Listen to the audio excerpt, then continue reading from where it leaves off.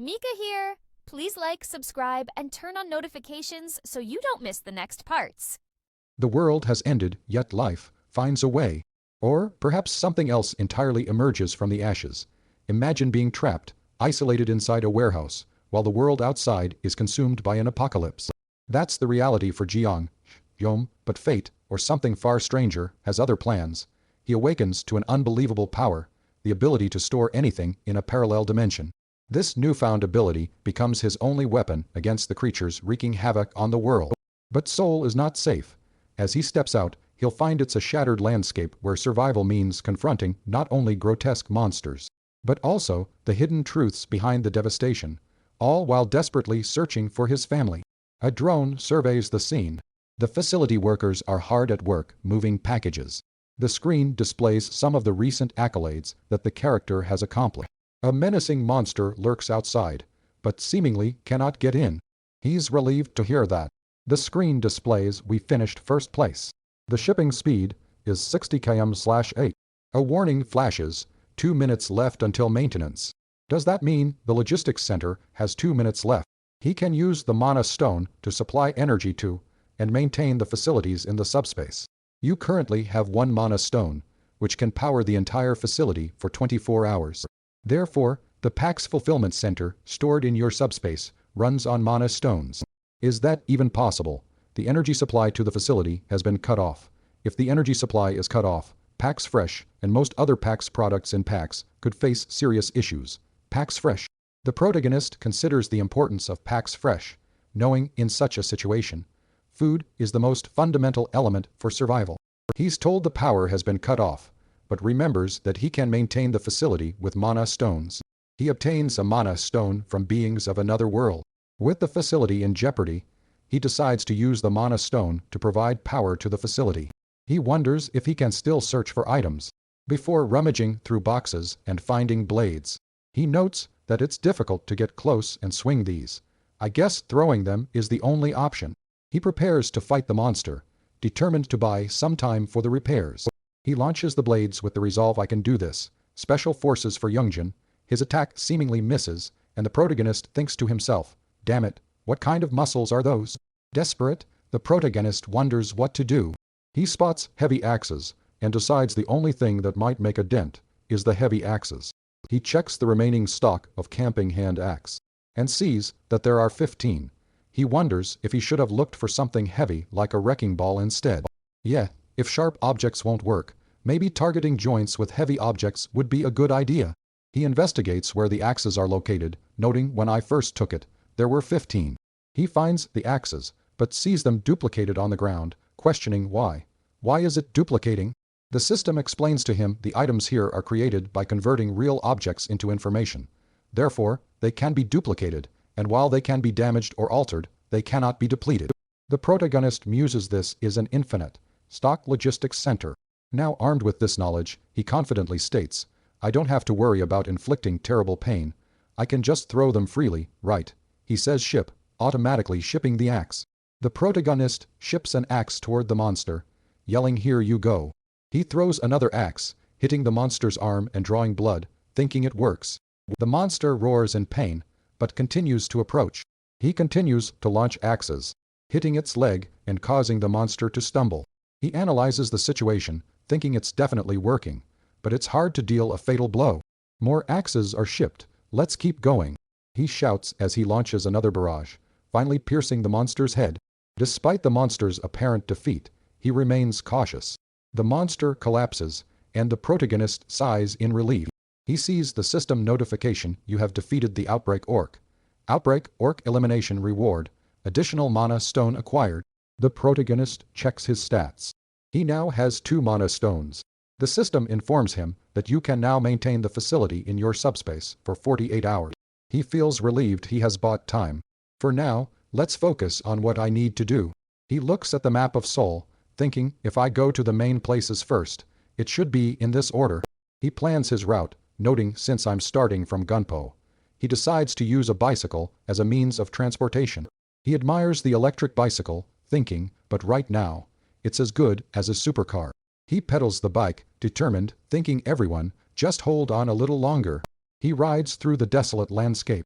30 minutes after leaving the subspace. He has killed 12 orcs. In the process, he learned two things. First, about his ability, and second, that it's really an overpowered ability. The protagonist, still stuck in the subspace, contemplates his next move. The bizarre creatures he has encountered are not just orcs, and he wonders if he caught a deer. The protagonist recalls his recent struggles, deciding that anyway, it's good I put Pax into subspace. He thinks it is safe to get his family in the subspace, but is soon interrupted. He says, and then, the second thing I learned. The protagonist reflects on the challenges ahead, acknowledging it's got wings and is a higher-level monster than an orc. It's going to be tough to handle it. A desperate cry for help pierces the air. Startled, he recognizes a sorcerer. He's prompted to move quickly. As another employee, Mr. Choi, is attacked, he is grabbed and notices that the creature was originally targeting Mr. Choi. Wondering how to distract the winged beast, he draws his blade. With a blade drawn, the protagonist prepares to fight the winged beast, hoping to distract it from attacking Mr. Choi. The winged beast is struck and cries out, "What's that, you?" The protagonist notices blood from his attack, realizing that it is working, and he might just kill a wyvern with an axe. "Phew," he says, relieved. He wonders, is everyone okay? And sees the light. He then asks aloud, is everyone okay? He finds everyone is still alive. The survivors are shocked that the protagonist killed a wyvern by throwing an axe while riding a bicycle. Mr. Choi addresses the protagonist as soldier, and asks, "You're a soldier, right?" The survivors express their gratitude, thanking the protagonist for saving their lives. The protagonist says, "Ah, yes, I'm glad you're safe. However, I'm not a soldier. As you can see, I'm wearing the uniform of PAX FC." Mr. Choi says, "Ah, you're a PAX FC employee. I thought you were a soldier just from your attire." He goes on to say, even if you're not a soldier, you seem to have unusual skills. You caught a wyvern by throwing an axe while riding a bicycle. I see you awakened any abilities. The protagonist admits, yes, I also awakened an ability, though it's just a humble outbox ability. Mr. Choi introduces himself and his group. He states that they could use help in the area. Choi notes that there are no people around, but that Block C, where a logistics center is, typically has a lot of people gathered. Most of them are dead. Mr. Choi describes the grim situation, stating that many people were attacked and killed. They were looking for a road that vehicles could use to get some daily necessities. He mentions that the survivors are relatively isolated in Block B, underground terminal. Mr. Choi extends an offer. If you don't have a place to stay, you're welcome to join us. Mentioning it is on the 4th basement floor and mostly untouched by monsters, the protagonist contemplates whether to go with them, focusing on the fact that Mr. Choi mentioned vehicles, as he is more interested in acquiring information. He says, "I don't completely trust them. In that case, I can't refuse." As they set off, the protagonist keeps his guard up, thinking that if things go wrong, he can use his ability to escape into subspace. They walk through the desolate area, discovering a face they've never seen before, and that seems dangerous. The survivors are relieved, expressing their gratitude to the protagonist for saving them from the wyvern. Others discuss his background. The protagonist, covered in blood, is thanked profusely by a survivor, but thinks to himself, safe, the place was nearly attacked by monsters. Others express their gratitude and happiness to be alive. A survivor who has been saved exclaims, "You saved yourself and everyone." The people are thankful. The survivors express their appreciation to the protagonist for his kindness. Some joke with him, causing another survivor to chide them. Mr. Jin Wook, the center manager of Gibong Express Terminal, introduces himself and thanks the protagonist for saving Yangsu and Byungcheol. The protagonist introduces himself as Kum Jiang Hoon. Jin Wook welcomes him, stating, "Although we can't say this place is safe, it's more comfortable than outside." They share that they have food and water supplies from the logistics center, reassuring him, "Oh, feel free to eat as much as you want without feeling embarrassed." Mr. Jin Wook explains, "There's something I wanted to tell you. The logistics center, it's disappeared." The survivors react with shock and disbelief, questioning how such a large building could vanish. They reveal that the wyvern chased them because of it. One of the survivors says, "No matter what, we have to go through the tunnel." Another replies, "Come on, let's just force our way through." The protagonist perks up when vehicles are mentioned, inquiring if there are any working vehicles. The protagonist, Kum Jiang-hoon, learns from Mr. Jin-wook that the logistics center has disappeared, which shocks the survivors. They realize that the wyvern attacked them because of this event. The group resolves to go through the tunnel to the west, the only possible exit. They had been surviving by retrieving food and water from the logistics center, and Mr. Jin-wook exclaims they now have to force their way through. Learning that they have vehicles, the protagonist believes he should accompany them through the tunnel. He thinks that if it's just wyverns blocking the tunnel, then that's good. He knows he can catch them with his ability. The group prepares to depart, the protagonist resolving to not show them his abilities. They may catch wind, but don't overdo it for one game. He knows he has 5 magic stones, allowing him to reduce the cooldown to 2 seconds. Jang-hoon is confronted with the choice to enhance or create a delivery.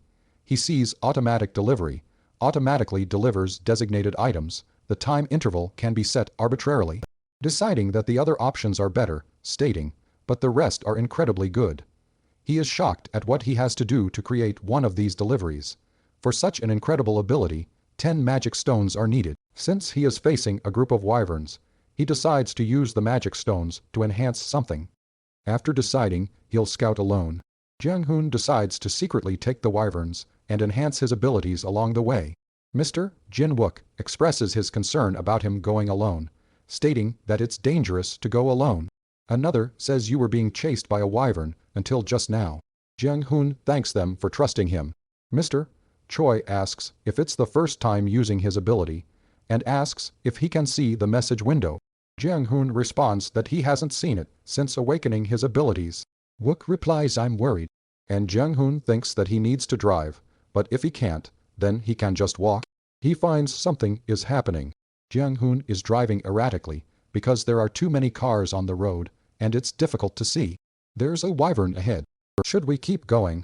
Asks someone, but Jang-hoon is blinded. A car is destroyed by the wyvern. A terrifying snake, like wyvern, looms over the protagonist. He is encouraged to keep driving. Look ahead. The wyvern attacks. Jang-hoon rides away on his bicycle. Absolutely, don't look back at all. Jang-hoon asks, yes, Jeongyeon. Ah, I can see the tunnel over there. Why did you suddenly stop? He sees many wyverns ahead and realizes, it seemed, that we're screwed. The wyverns shriek, it's over. One thinks to himself, even with electric bikes, there's no way we can wrangle this many wyverns. There's no way we can outrun them or kill them with Jeongyeon's ability. It's all over. Jang-hoon realizes he can't hide his abilities any longer. A notification appears indicating that it will cost 5 magic stones to reduce the cooldown. He wonders if he should use it all on packs. While considering, what are you going right now? A wyvern approaches. He is on his bicycle. He exclaims ship. While struggling, after shipping, he is relieved. Dazed, he asks, what happened? Jang-hoon uses packs. Jang-hoon spends 1 mana stone, reducing the cooldown time to 6 seconds.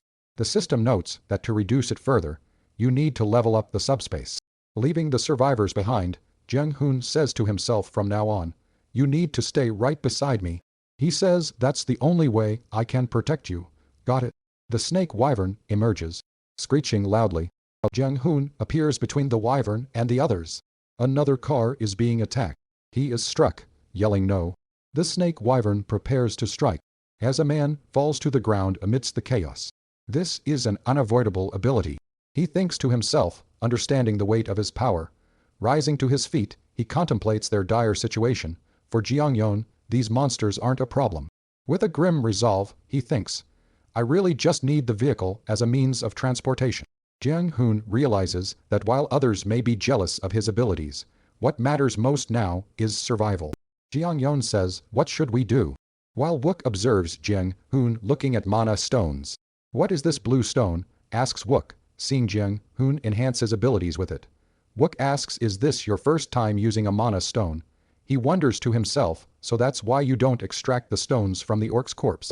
Jang-hoon is questioned about his kindness, as Mr. Jin-wook introduces himself and thanks the protagonist for saving Yangsu and Byungcheol. Jang-hoon introduces himself and is welcomed. Jang-hoon is told that the logistics center has disappeared, shocking the survivors who previously relied on it. It is stated that the wyvern chased them because of this occurrence. The protagonist perks up when vehicles are mentioned and asks if there are any working vehicles. With the logistics center gone, the survivors decide to go through the tunnel to the west. Wook tells them that they must get through. Jiang Hoon then decides that if they have vehicles, then he must accompany them through the tunnel. Jiang Hoon decides that if it's just wyverns blocking the tunnel, then that's good. He knows he can catch them with his ability. The group prepares to depart. The protagonist deciding not to show them his abilities, thinking they may catch wind. But don't overdo it for one game. He knows he has 5 magic stones, allowing him to reduce the cooldown to 2 seconds. Jiang Hoon is confronted with the choice to enhance or create a delivery, and decides to enhance.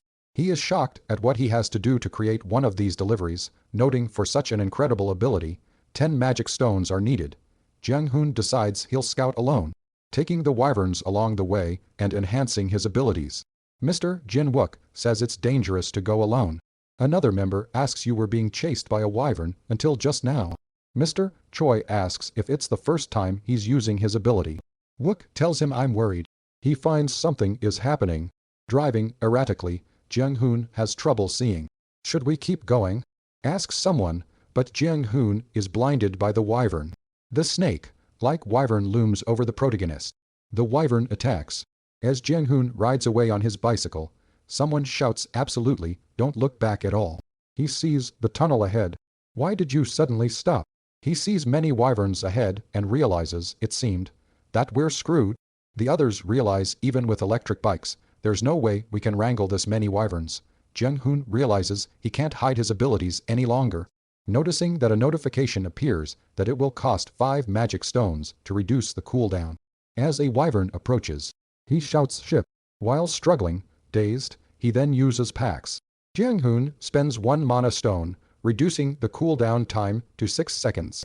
The system notes that to reduce it further, you need to level up the subspace. He says to himself from now on, you need to stay right beside me. That's the only way I can protect you. Got it. The snake wyvern appears. As Jiang Hoon appears between the wyvern and the others, he is struck, yelling no. The snake wyvern prepares to strike. Rising to his feet, he thinks, for Jiangyon, these monsters aren't a problem, and realizes, I really just need the vehicle as a means of transportation. He thinks that while others may be jealous of his abilities, what matters most now is survival. Jiangyon asks, what should we do? While Wook observes Jiang Hoon looking at mana stones, asking what is this blue stone? Wook then wonders, so that's why you don't extract the stones from the orc's corpse. Jiang Hoon is confident that he can protect everyone with this kind of power, but is careful not to reveal too much of his intentions. As Jiangyon gets in his way, he says I'm sorry. Jiang Hoon states that he is going to head back. Worrying about another wyvern attack, he is asked by someone on how far he is going if he needs a vehicle. Saying that he needs to get to where his family is, he tells them that he's heading to Indiakwan on the way to Gangnam. A member asks if he could go with him to Indiakwan. He responds, even if I pass through the tunnel, I'm not sure I can get home safely. He is then told that he will be in charge of the driving, and Jiang Hoon is in charge of taking out the monsters. To this he agrees. Jiang Hoon decides to go with them, but will keep his ability hidden. Someone asks, if you don't go with me, there's no one left. All right, please drive us to Indiakwan, says one of the survivors as he gives his thanks. The protagonist considers the offer, but states that he will handle the tunnel himself, and that given their situation, he does not want his abilities to be revealed. The rest of the survivors are shocked, but Wook assures them that Jiang Hoon will do his part. Another says so, Mr. Jiang Hoon will break through the tunnel on his own. Another states that they should just remain silent. One asks, can't you tell us how he's going to do it? They decide to trust him, but know that they can't wait for him to clear the tunnel. It's up to them to scout the tunnel in exchange for food. One states, I'm sorry that all we can offer is our thanks. The protagonist says he will clear the tunnel for everyone. The others say thank you. No, it's just. Jiang Hoon attempts to deflect the praise, feeling undeserving, suggesting this food must have been saved for your families. I'm okay, so you can take it back. However, Jin Wook insists, just accept it, Mr. Jiangjun. If you reject it, that would be too harsh. He reminds Jiang Hoon that he too has a family to return to. He remembers what it was like back then, back when his family was still together. The survivors propose drinking together, toasting to a safe passage and their families. To the safety of our families, cheers. Jiang Hoon steels himself for the task ahead, thinking, don't worry, go home right. The next day, Jiang-hoon approaches the tunnel, promising himself I'll be back. Jiang-hoon, covered in blood, rides into the tunnel. A montage of his life flashes before him. From his childhood, arguments with his sister to his parents' admonishments. Overwhelmed, he realizes just how precious and grateful family truly is. He knows he's doing all this to protect his family. With the image of his family etched in his mind, Jiang-hoon steels himself for the dangers ahead. He vows I'll be back. As he rides his bicycle into the darkness of the tunnel. As he ventures deeper, a montage of cherished memories floods his mind. Playful arguments with his sister, his parents' loving guidance. He knows that family is truly precious, and what he is fighting to save. So the memory fuels his resolve. Jiang-hoon rides into the tunnel, knowing that even with ample stock, they have generously distributed food, and he thinks Mr. Jung Jae-yoon, just what are you? As he defeats a monster, he wishes he could put the people into subspace and pass through, but at the current subspace level, it's not possible. To reach subspace level 2, he would need to collect a lot of points. Jiang-hoon checks the screen which says the remaining wyverns in this tunnel are, at most, about 40. He understands that in order to eventually put his family into the subspace, he will need to level up.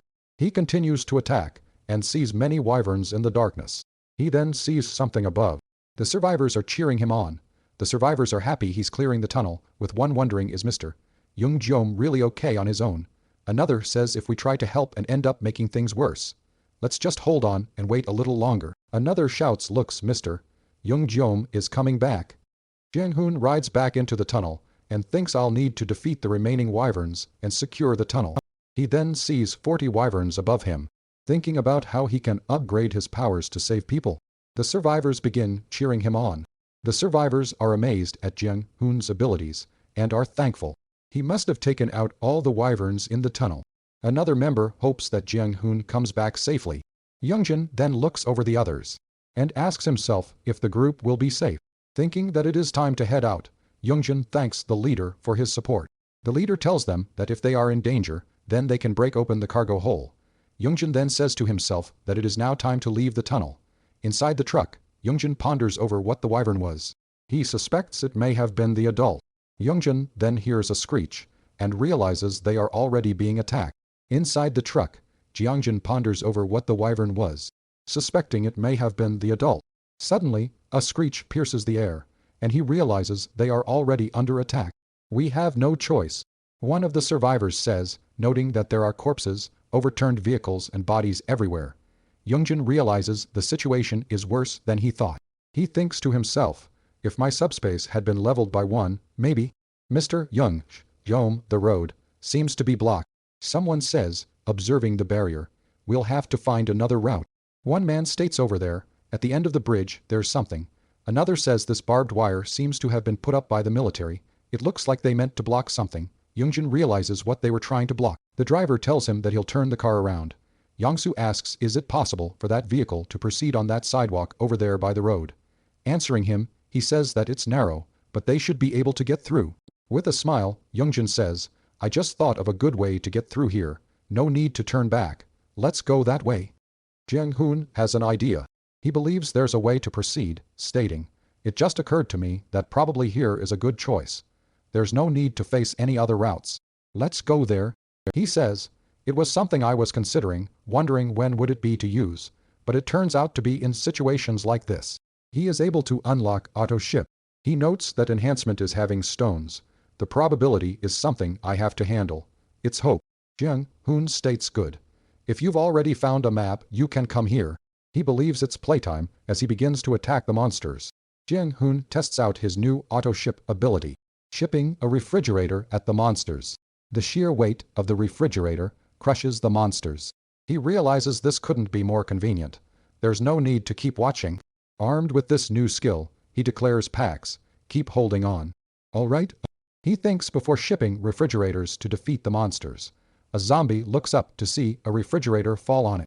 Another exclaims in confusion, what's that? Launching a refrigerator? I thought he could only throw axes. He continues launching the refrigerators. A survivor questions even if it's the logistics center, does it make sense for them to have so many in stock? The refrigerators continue to ship toward the monsters. Someone questions could it be that the stock being retrieved is coming out as new products. Axes are being retrieved and refrigerators are fitted for the refrigerator. What's going on? Someone asks, baffled. Inside the truck, Mr. Yongsu asks Mr.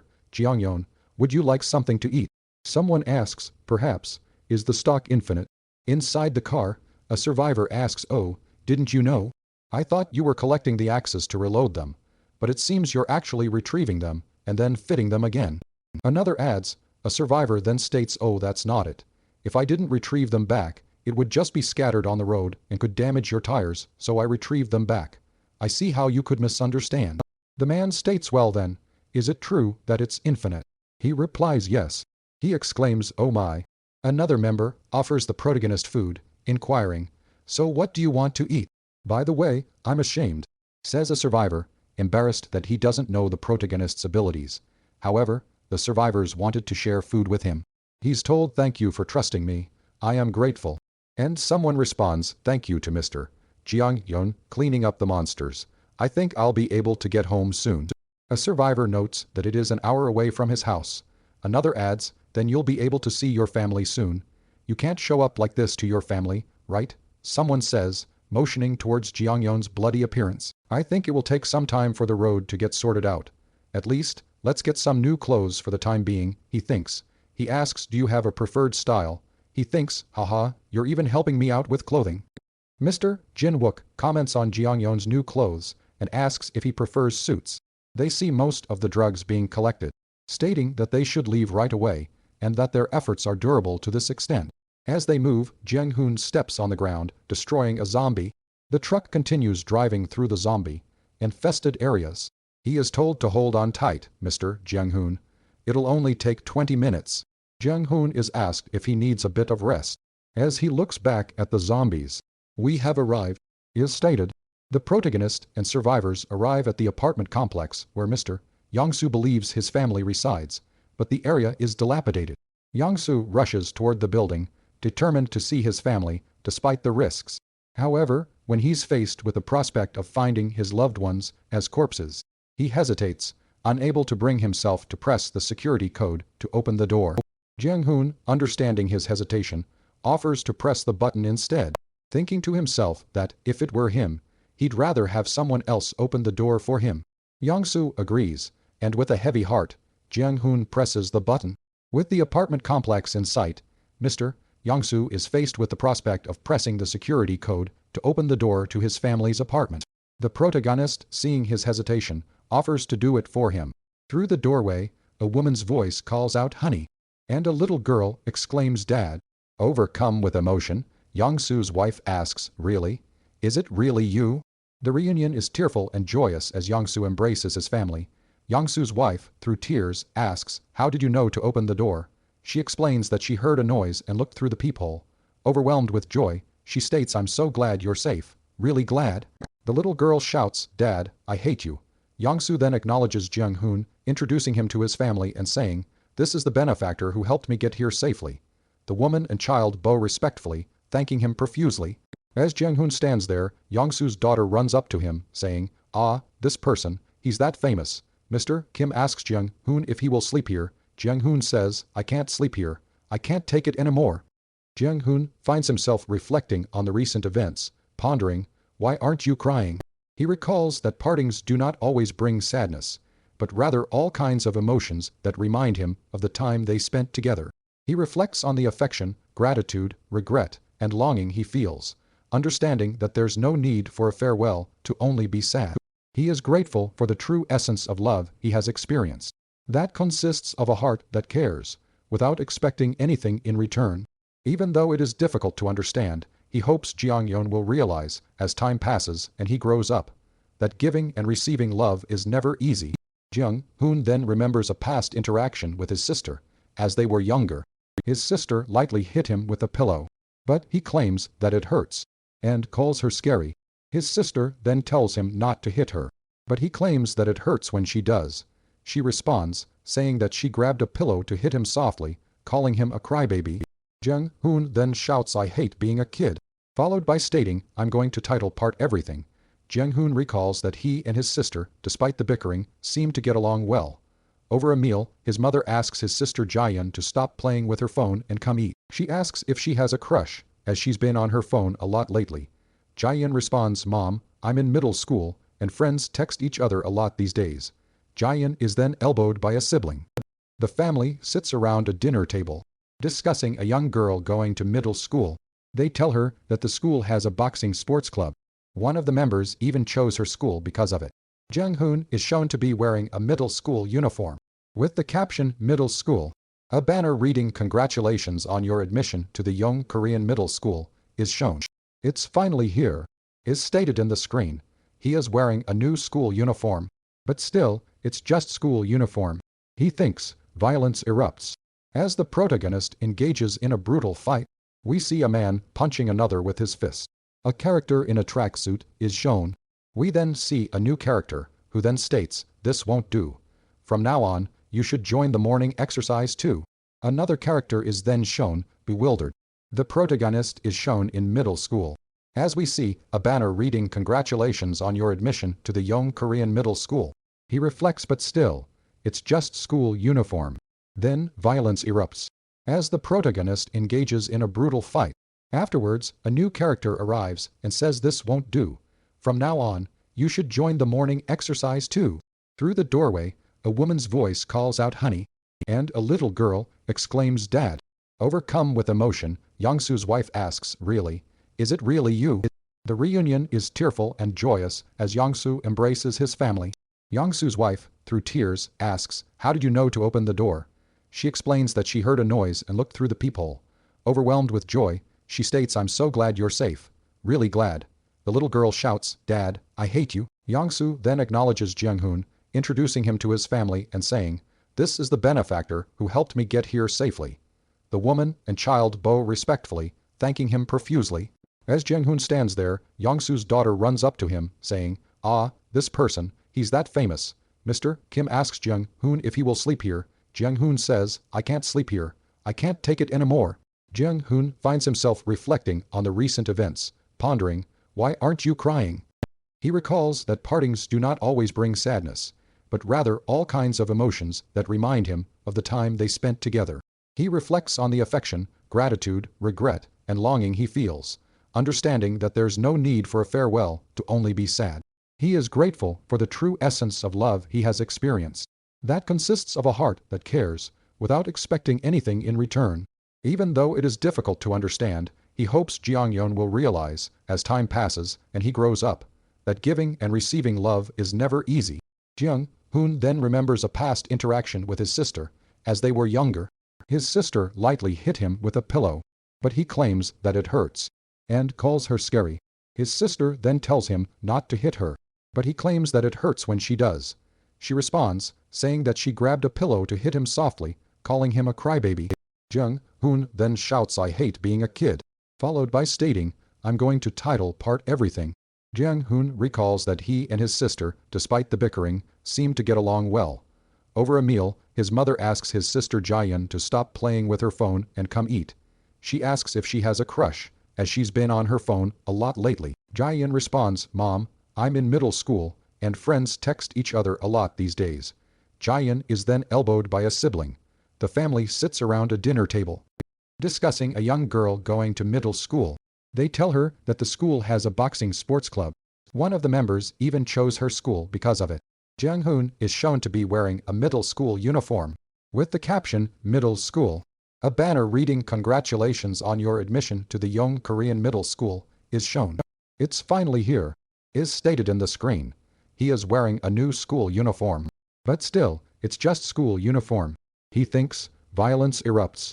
As the protagonist engages in a brutal fight, we see a man punching another with his fist.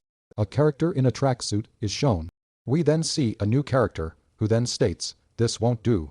From now on, you should join the morning exercise too." Another character is then shown, bewildered. The protagonist is shown in middle school. As we see a banner reading "Congratulations on your admission to the Young Korean Middle School." He reflects, but still, it's just school uniform. Then violence erupts, as the protagonist engages in a brutal fight. Afterwards, a new character arrives and says, "This won't do.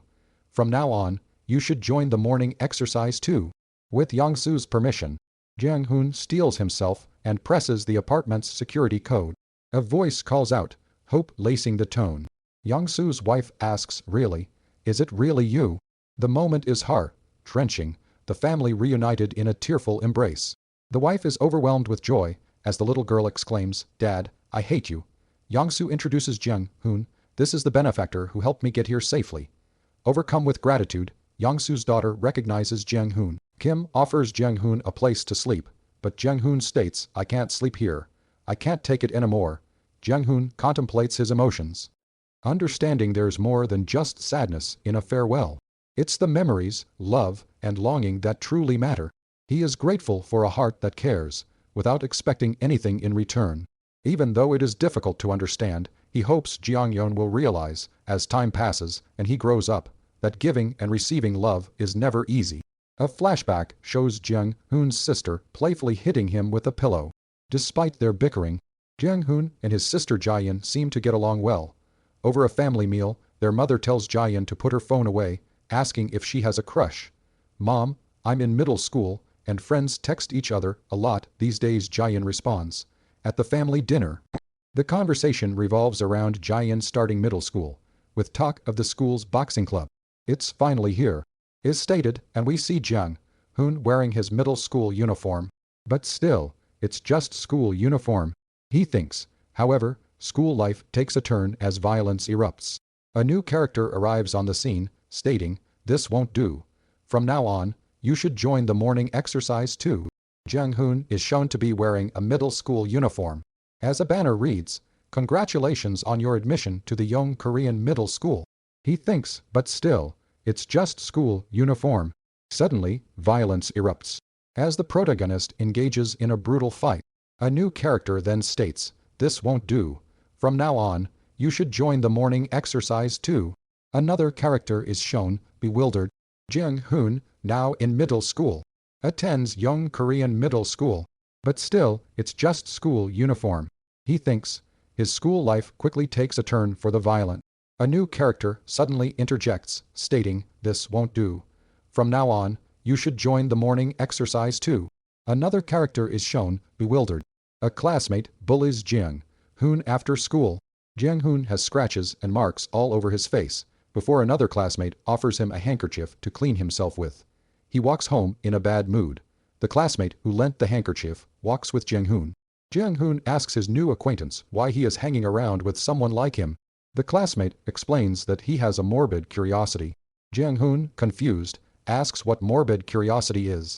I just wanted to see what you were going to do after getting your ass kicked so bad, is the classmate's response. His classmate says, I think you should take revenge on those bastards no matter what. His classmate reveals his name is Lee Young-yeon. Don't you want to do it? Young-yeon asks Jung-hoon, before the two go to the arcade to play games. The episode closes with Young-yeon smiling. This is pretty fun, isn't it? Jung-hoon celebrates passing the airline school exam. Jung-hoon works on his computer late at night, as another person informs him, Jung-hoon, I think the time has come. Jung-hoon receives a military enlistment notice. Jung-hoon departs, surrounded by family and friends wishing him well. His mother urges, make sure you come back safe, don't get hurt. A parent tells him, don't be discouraged, my son. As Jung-hoon walks away, his family waves. Jung-hoon tears up as he departs. Jung-hoon wakes up in confusion, wondering where he is and if he fainted. He remembers meeting his family and acknowledges that his life is already in the past. He is aware of the ability that he possesses. Are you awake? A voice asks, with a woman and child close by. The protagonist is in the subspace, trying to understand his ability, thinking, what is my ability? His ability is own subspace. It says he can store an object in front of him in the subspace, and nothing can enter unless he allows it. If it's true that I can store anything in this subspace, he thinks, then what would I store?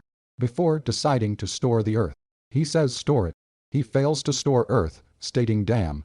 He says I figured it wouldn't work. Yeah, I really didn't. The protagonist is given directions to Gangnam.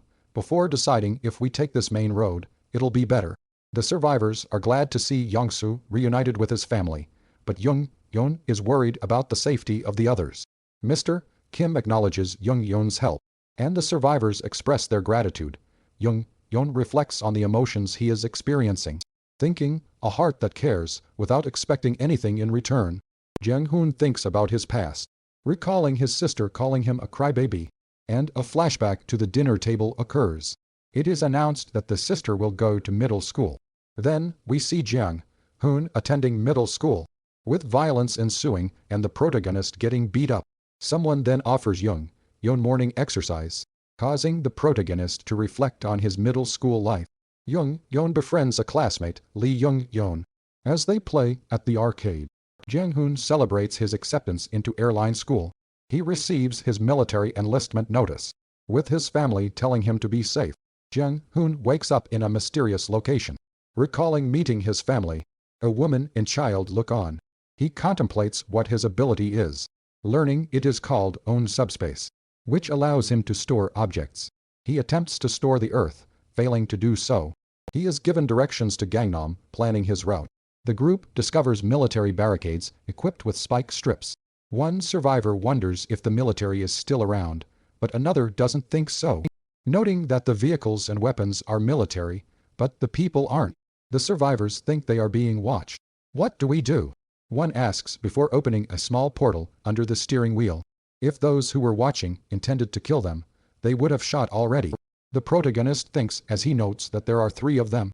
The protagonist is told that driver sucks. I was hoping to see the tires burst. He is then asked what is going on. Get out now with the cargo, the protagonist is told. So you're a delivery guy, one asks, to which the protagonist confirms. He is then told no, it's not yours, it's ours now. Where did you get these? He is asked. From a logistics center is the response. He is told that the roads to get to the logistics center are blocked. He responds that if they need more, he can get them more. He is asked how much of the food he has, to which he responds that he is only carrying a fraction. He assures them that he has more supplies if they need them. Brother, its time is stated. The protagonist is told give the food.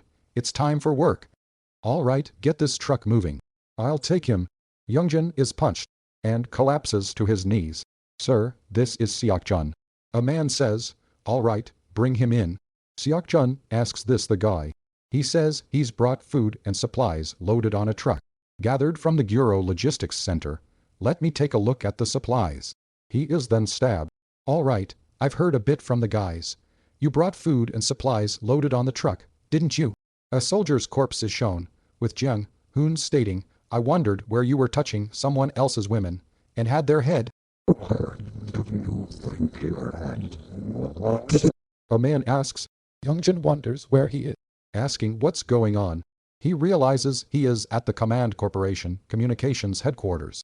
He says I'm exempt from service, so I don't really know.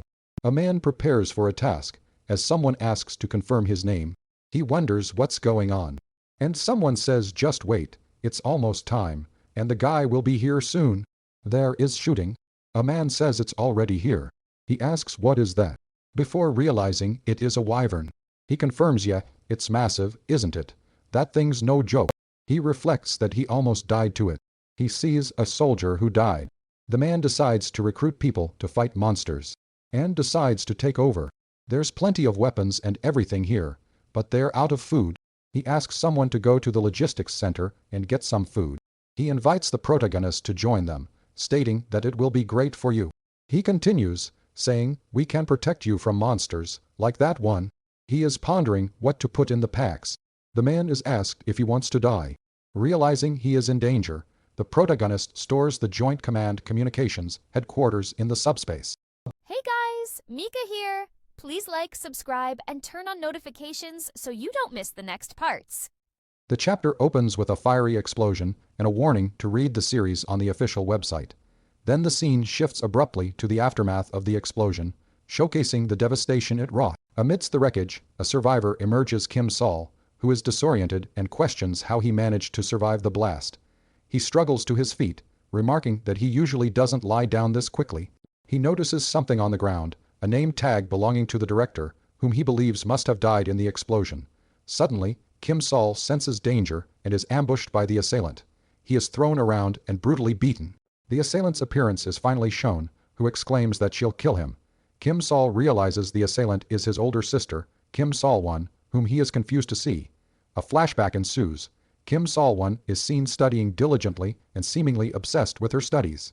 Her younger brother asks her to play with him. The scene cuts to a depiction of Kim Sol, one's obsessive dedication to exercise and martial arts, showing her rise to the top of her junior division by 7th grade. The flashback ends with a menacing close-up of Kim Sol one's face, with the narration stating that her exercise addiction has worsened to a severe level. The situation is dire as the men in the field realize the building they were guarding has vanished. The man in charge is perplexed, wondering where it could have gone. Meanwhile, inside the subspace, Kim struggles, realizing he stored PX just like that. He wonders if this is a side effect of storing in subspace, desperately thinking, I need to cut the line quickly. He realizes something is coming. A massive dragon appears in the sky, dwarfing everything below.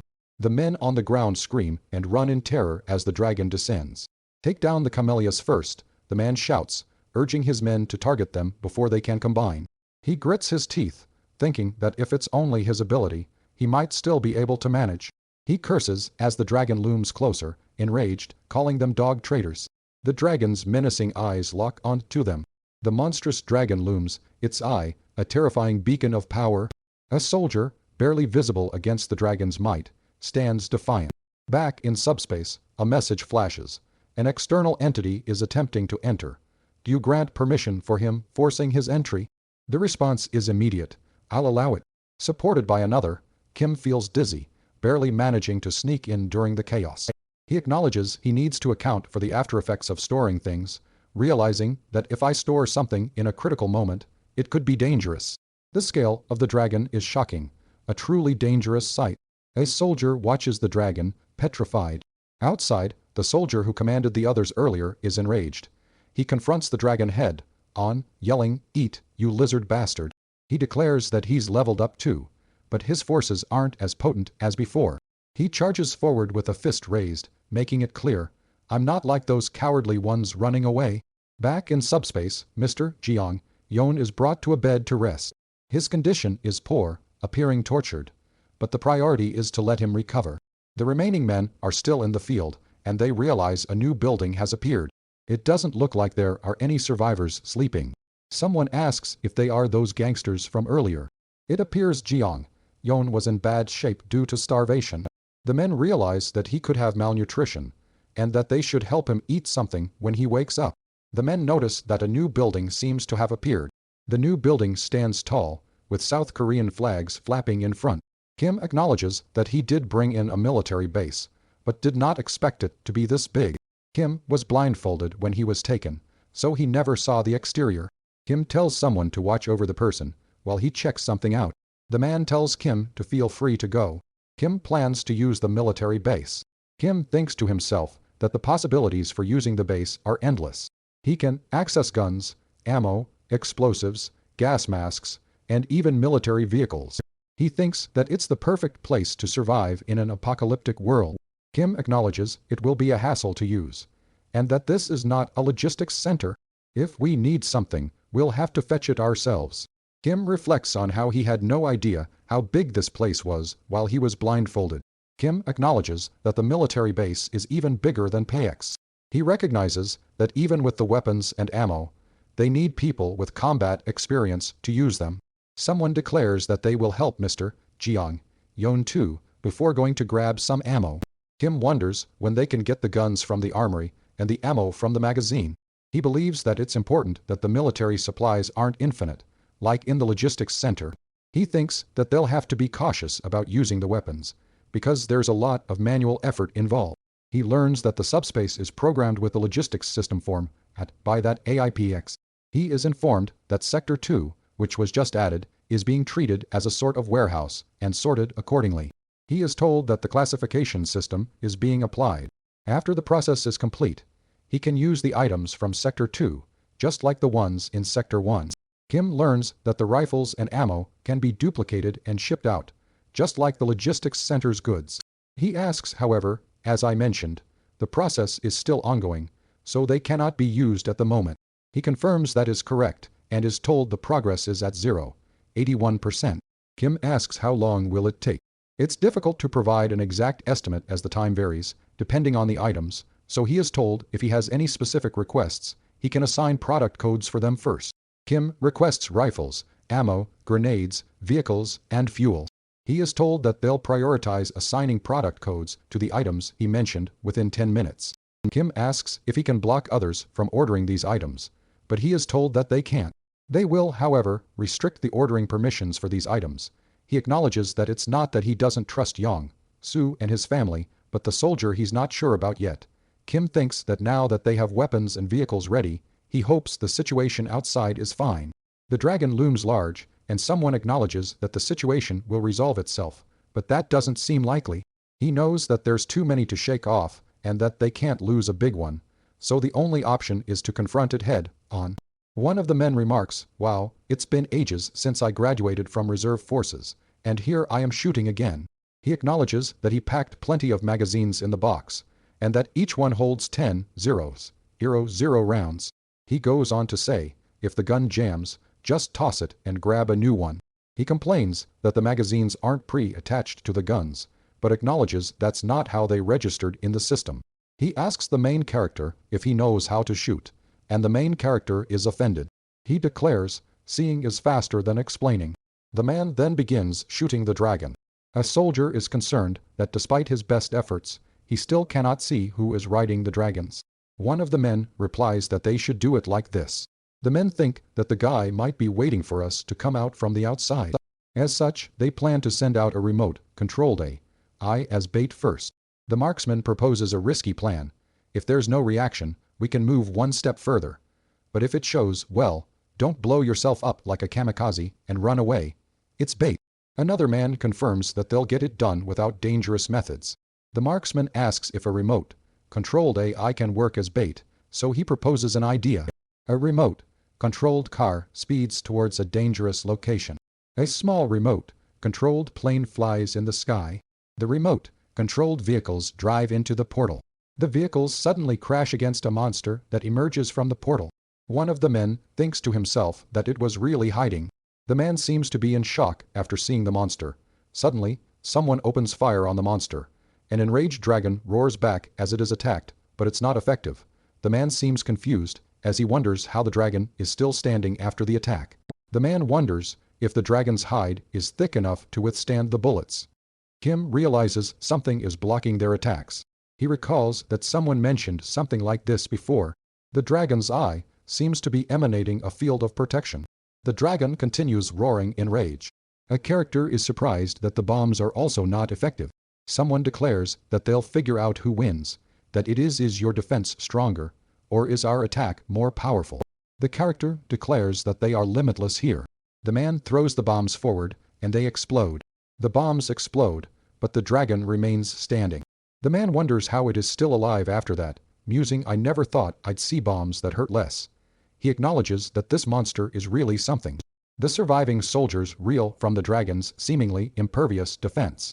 Kim wonders, what kind of monster is this? The dragon suddenly vanishes. One of the soldiers asks, has it left? Another soldier confirms that it seems to be gone, but adds, I don't think it left because our attacks work. The soldiers decide to relocate, since the dragon has retreated. As they drive at night, one remarks, I still can't shake the look of that huge monster. The protagonist reflects on the situation, contemplating the dragon's defense. He acknowledges, even grenades don't seem to work. He then thinks, if there's a monster stronger than that just waiting. The protagonist thinks of a powerful weapon, wondering if he should find one. He ponders sometimes, the power is in your hands without creature bodies. I'm similar. He thinks he needs something stronger to fight back with. In the aftermath of the dragon's retreat, Kim reflects, using outer rock techniques still seems the most realistic for now. But he quickly resolves to keep upgrading their abilities, believing, if I keep strengthening them, I'll become more powerful eventually. The party's success in taking down the wyvern suggests there should be enough magic stones for some upgrades. Checking his inventory, he's surprised to find an impressive number of magic stones available. He muses, how did it pile up this much? I had a feeling there were a lot of magic stones. Was it because that wyvern had a lot of them? Kim spends a large quantity of his magic stones to upgrade his launch speed, preparation time, simultaneous launch capacity, and launch range. All the improvements cost a total of 125 magic stones. He remarks that the amount of magic stones required has increased, but the ability is getting insanely powerful. He spends 50 magic stones to unlock the pocket dimension lab. Kim decides to stop the car to check something. Yang, Soo agrees to accompany Kim, and they leave the vehicle. They are almost in Gangnam, but Yang, Soo says that he will keep driving since there are too many monsters around. Kim then suggests that he can just open the portal and keep moving. Yang, Soo is hesitant, so Kim assures him that if anything happens, he'll just jump through the portal and tells him to go ahead. He reassures, "All right, I'll be right back." Kim opens the portal, revealing the Dimension Lab. Kim steps into the newly unlocked Dimension Lab and thinks to himself, nothing seems special at first glance. He notes that it's just a different space, that's all. Suddenly, a screen appears, showing the lab's unique capabilities. Kim is shocked by what he sees, wondering what kind of ability is this. The screen describes a combine, separate function. Kim realizes that with combine, I could register a rifle with its magazine attached as a single item. He adds that separate would allow me to register a grenade with the safety pin removed. Kim asks if the grenades will explode, and the screen informs him that items registered in the pocket dimension exist in a digital form while in storage, meaning unless you use or order the item, no physical processes take place. Kim registers the grenades with the safety pins removed.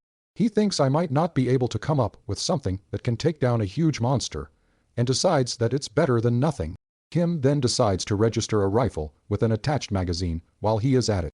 He suddenly has an idea, thinking that, with this method, I could actually create a weapon, something stronger than a bomb, but without causing as much damage to the surroundings.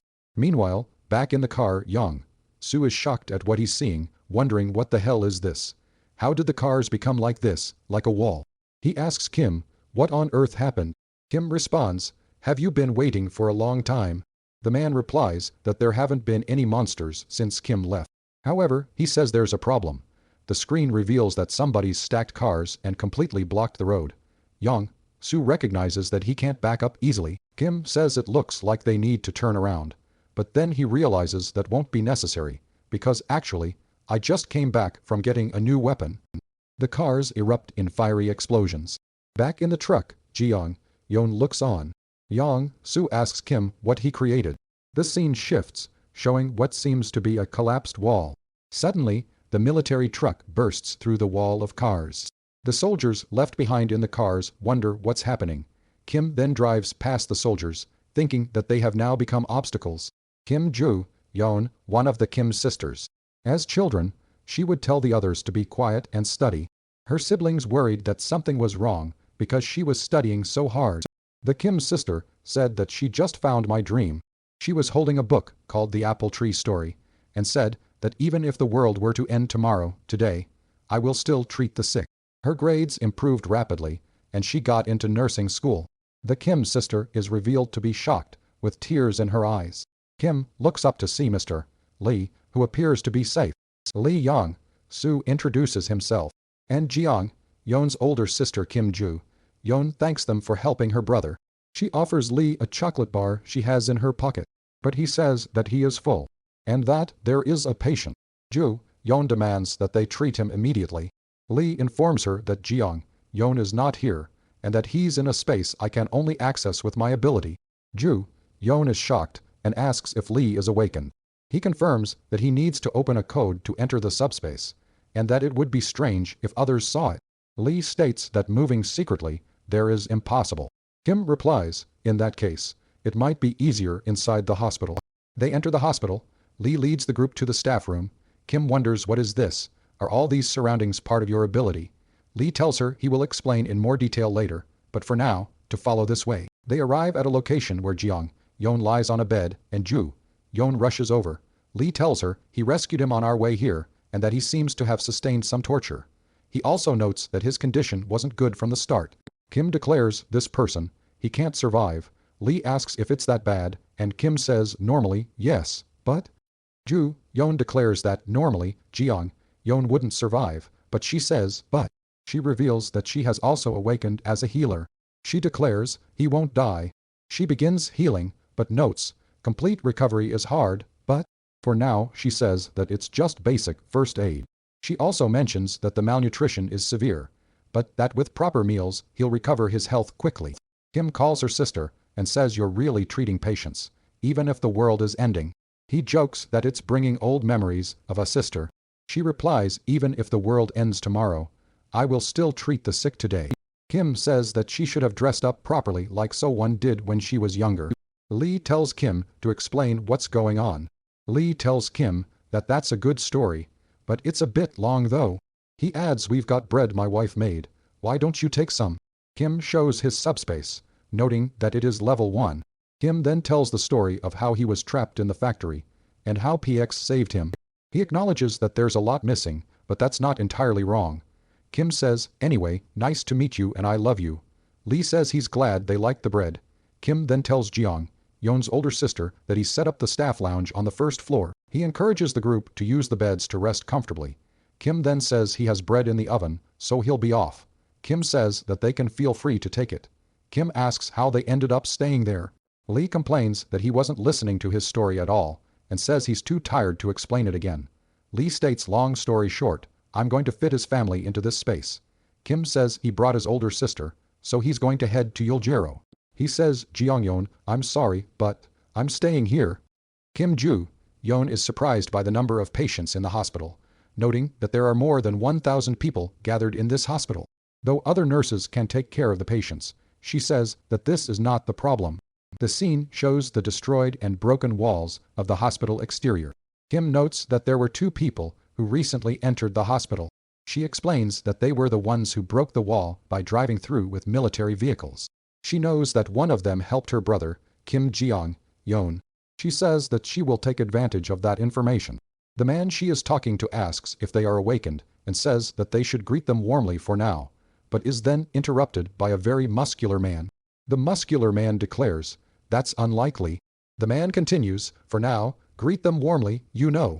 He makes a hand gesture and asks, have you patched up the broken wall? He then questions whether someone has been poisoned and says, wait, so. Department head on security used ability to poison people. He concludes, he's controlling the poisoned ones. The muscular man states, you could say that those of the awakened, except maybe me, have been taken over.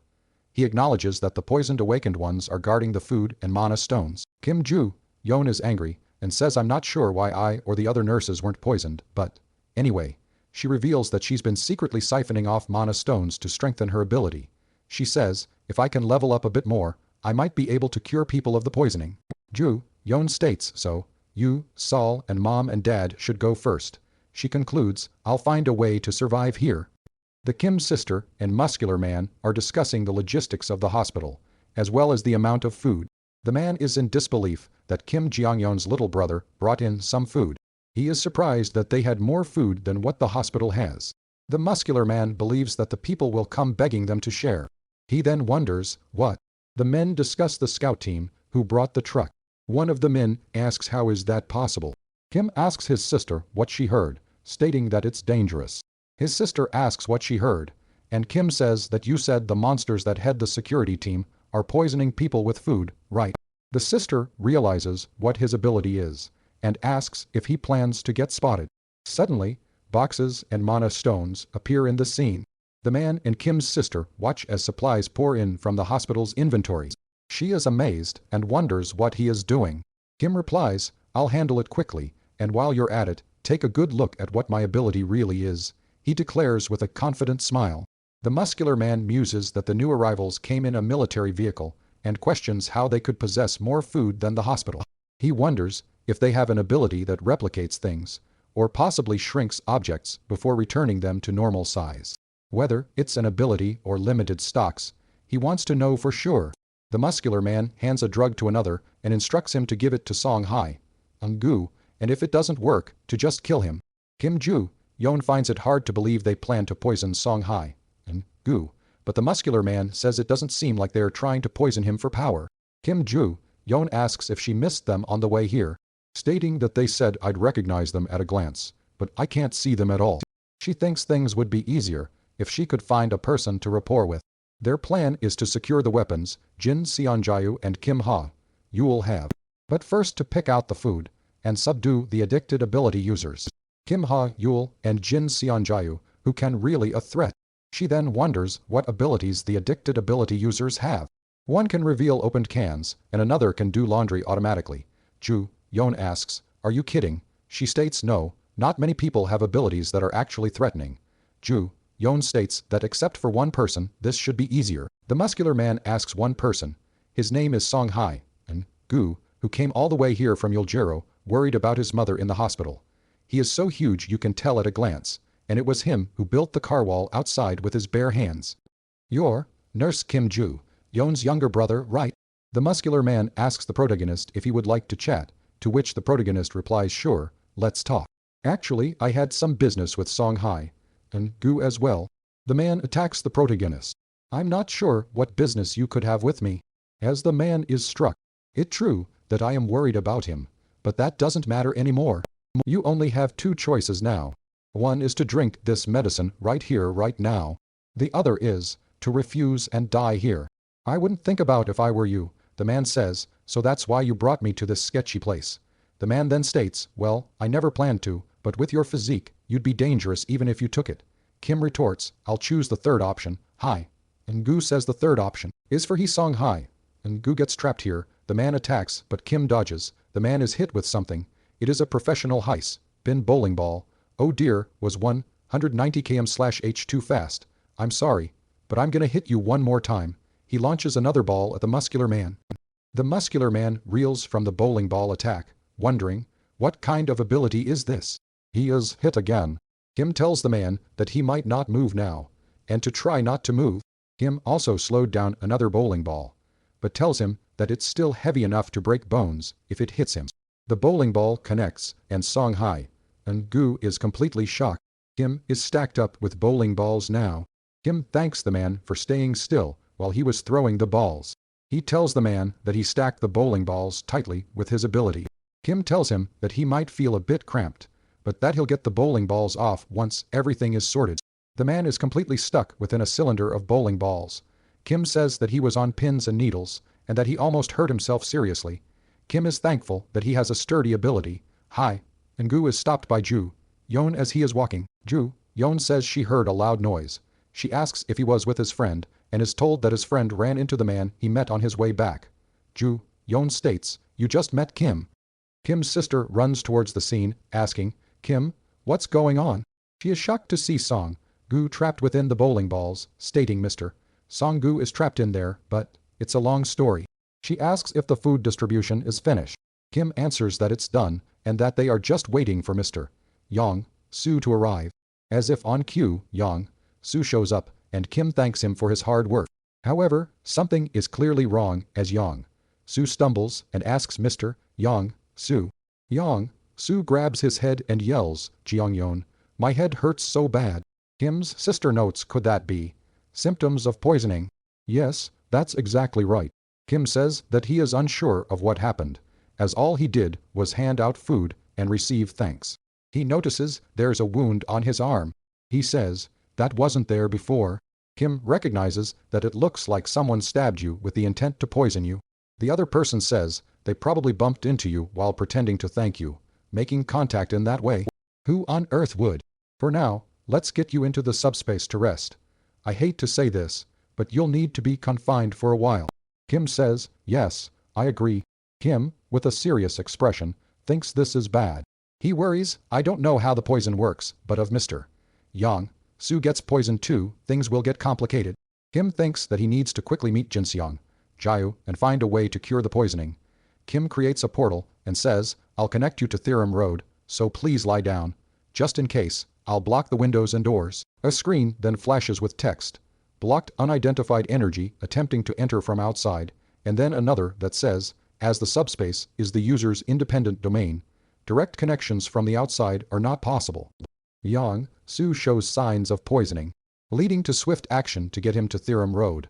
However, an unknown energy attempts to interfere with the portal, triggering an alert, blocked unidentified energy attempting to enter from outside. The system message confirms the integrity of the subspace, stating, as the subspace is the user's independent domain, direct connections from the outside are not possible.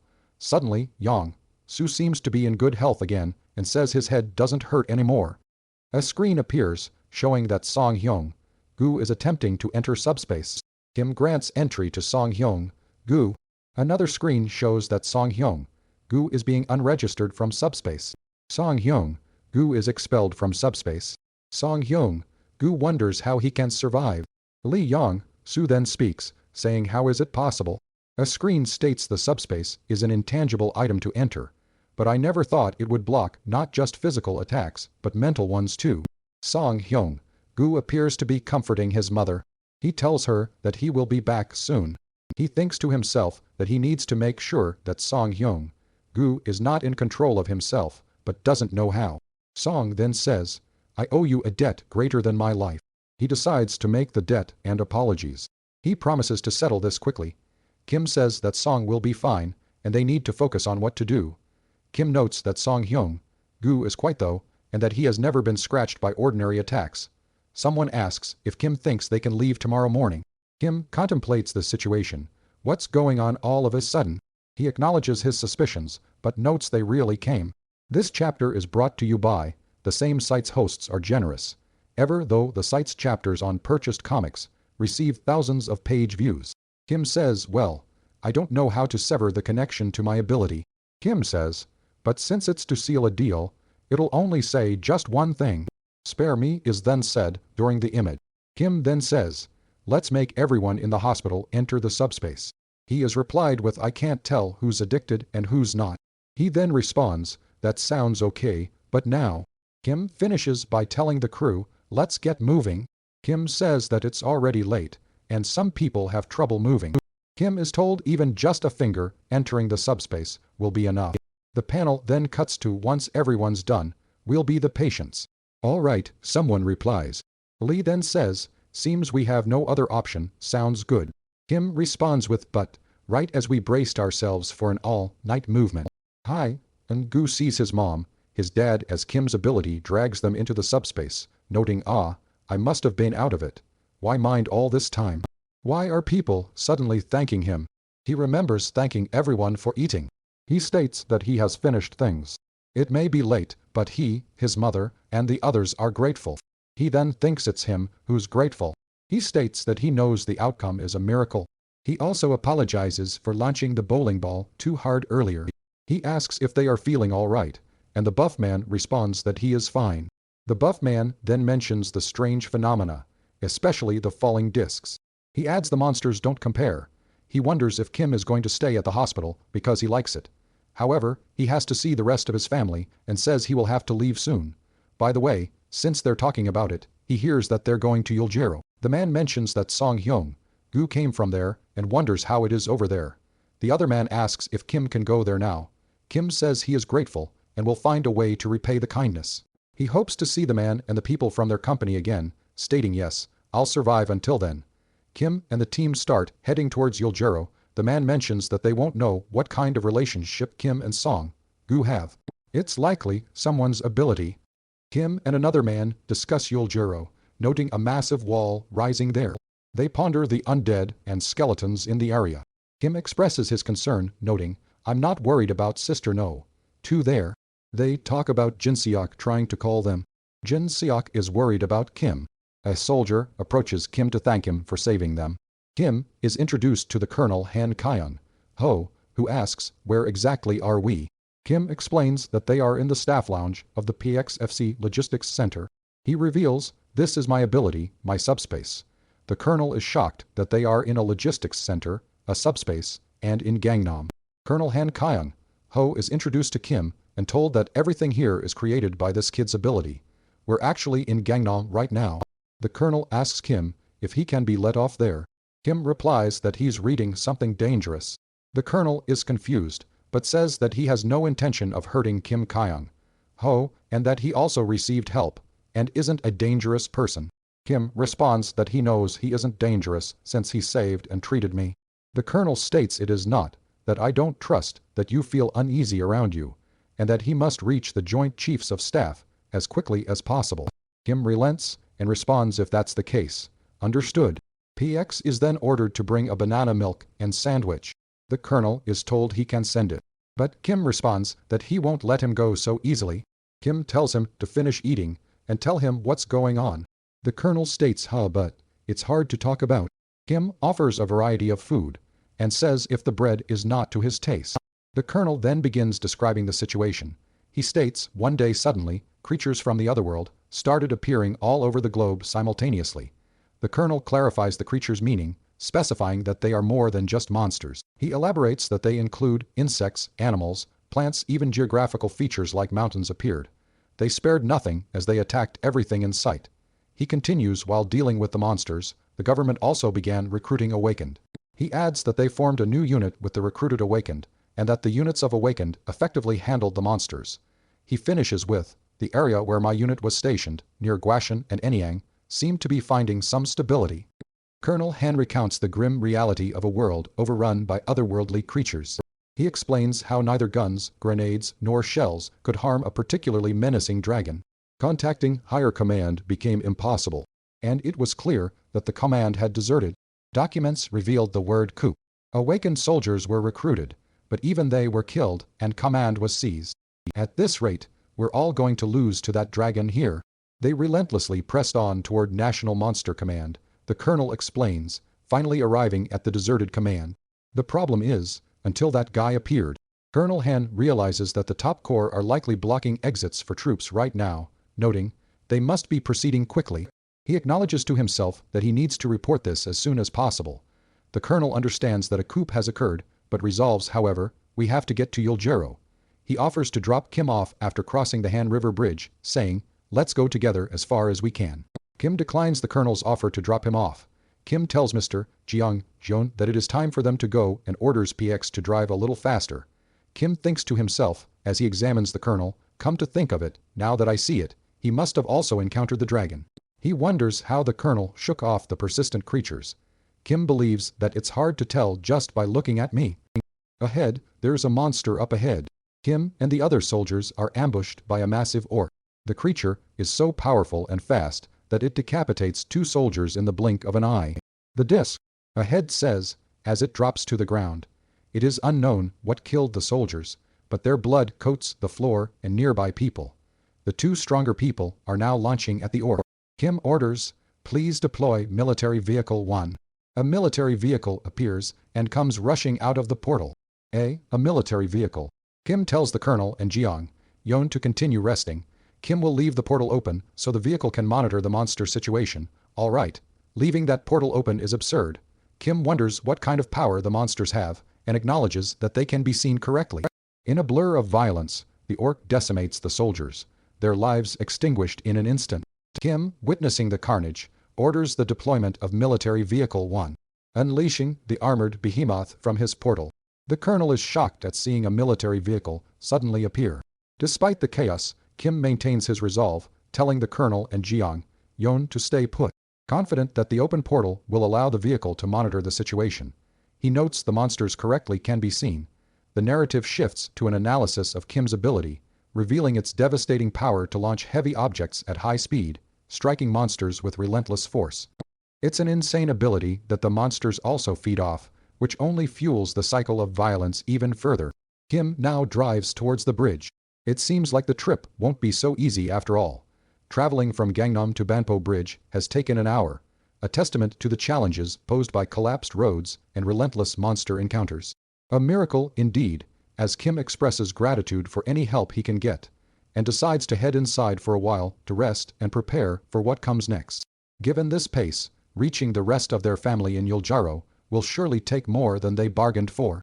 The journey continues across the bridge.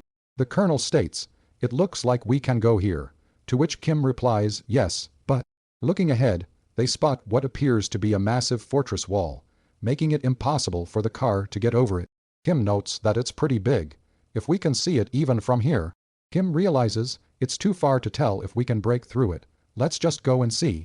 Kim considers that if they can't go that way, they can reroute through Yongsan as well. The colonel says to Kim, in that case, I'll drop you off, since it's on our way. Later, the colonel is dropped off at his destination. The colonel thanks Kim and wishes him a safe journey. Kim acknowledges the well wishes and continues on with his journey towards Yuljiro. Kim then checks his level up meter, noting that it is not yet ready. He calculates that with 2 more hours, he can level up. The colonel states the government is providing support, like mana stones, to help recruit government awakened ones. If you both join the government, you'll receive substantial support. Kim smiles and says, I appreciate the offer, but for me, family comes first, and we can gather mana stones on our own as well.